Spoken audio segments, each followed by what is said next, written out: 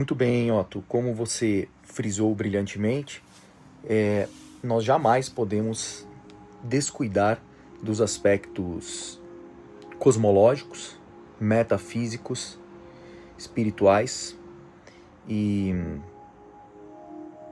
devocionais, sacramentais ligados a estas moléculas, a estas forças, aos corpos destes hongos e à história deles. Porque nada foi descoberto agora. Nada disso é novidade. Esses povos fazem uso destas medicinas há milênios. O que acontece é um esforço da modernidade em afogar, em estancar, em desaparecer com essa história.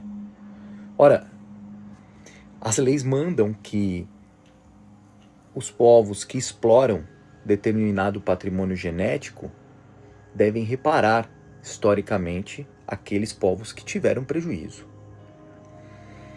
Existe um protocolo chamado Protocolo de Nagoya e que impõe isso.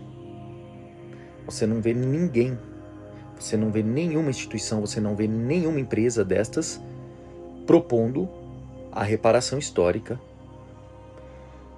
Você tem grandes empresas aí buscando a patente, né, da psilocibina. Há vários pedidos e você tem algumas que já tem a Compass Pathways, você vai ter diversos grupos e no Brasil, inclusive, existe já pedido de fabricação de autorização para a produção de uma medicação à base da psilocibina, né? Não vou citar nomes aqui, mas a mesma empresa que pede, obviamente, deseja que o cogumelo mágico seja proibido e que você e que eu e todos aqueles que pretendem acessar o corpo fúngico sejam tratados como criminosos, como traficantes de drogas, já que estariam colocando as mãos no insumo para a fabricação da droga deles, que vai custar, pode ter certeza, muito caro. Então, a nossa busca é a proteção desses direitos que são pré-existentes e que exigem que nós respeitemos a história desses povos. Acima de tudo, os massatecos, os zapotecos, os narruas, os toltecos. Há muitos povos que utilizam na Mesoamérica este fungo. E no mundo afora, você vai perceber, estudando a fundo, isso não é um tipo de informação que você vai conseguir muito facilmente, que os cogumelos mágicos, os cogumelos psilocíbios, os hongos sagrados, os ninos santos, estiveram presentes nos momentos mais relevantes da história do planeta, estão presentes nas grandes ordens que formaram o conhecimento espiritual desse planeta, em especial no Oriente. Tá?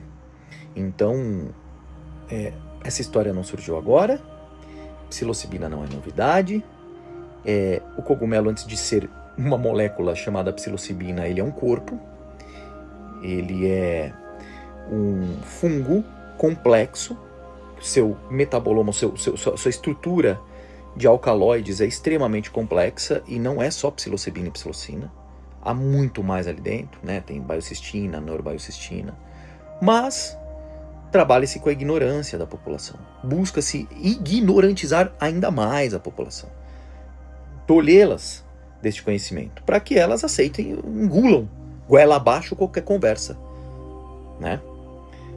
Então, nosso trabalho é evitar isso e de alguma forma, a proteção desses saberes ancestrais que, caso haja, e nós não somos contra, de forma alguma, a viabilidade farmacológica dessas moléculas, mas caso haja aprovação, que seja respeitado o viés espiritual, a dimensão ancestral do uso, e aí que haja a proteção, certo? Porque a Constituição Federal, no artigo 5º, inciso 6º, vai dizer que é dever do Estado a proteção da liberdade de consciência, crença, culto e liturgias. Isso é direito. Se feito da forma correta, com respeito adequado, com cuidado, com a segurança adequada, no contexto adequado, Não há por que proibir, a menos que você queira proteger exclusivamente um mercado e destruir uma história, uma memória, uma tradição ou várias tradições. Infelizmente corremos esse risco. Então o micélio sagrado tem esse viés, né? Esse mote. E nós não queremos ludibriar o Estado ou inventar teses. Vamos falar a verdade. A verdade é a verdade. Nada mais que a verdade. Nós trabalhamos com a verdade, né? E as pesquisas etnográficas, elas estão aí, à disposição. Temos uma muito importante com a doutora Anita Lino, antropóloga extraordinária, especialista em cultura massateca, esteve com a família de Maria Sabina, fez velada com Maria Sabina, uma pessoa de extremo bom coração, e você começa a perceber, quando você conhece essas pessoas, a visão, ela é diferente. Ela é muito mais alegradora da vida, tem muito mais amor envolvido, tem muito mais respeito envolvido, muito mais consciência envolvida. Não é fazer uso para ficar felizinho, para aumentar foco e disposição. Isso é pobre, é mesquinho, gira em torno do umbigo, entendeu? Não é para isso. Tem muito mais coisa. É muito mais poderoso, né? Eu costumo dizer que qual a força que isso tem, qual o limite que isso tem? O limite que você dá. A ciência não vai dar um limite muito amplo. Mas quando você faz uso destas medicinas num contexto adequado, no contexto que é feito para elas, no contexto sacramental, e você manifesta a sua intenção, sua ação, sua concentração, a conversa é outra, meu amigo. A conversa é outra. Coisas extraordinárias acontecem. E é isso que a modernidade quer tomar da gente.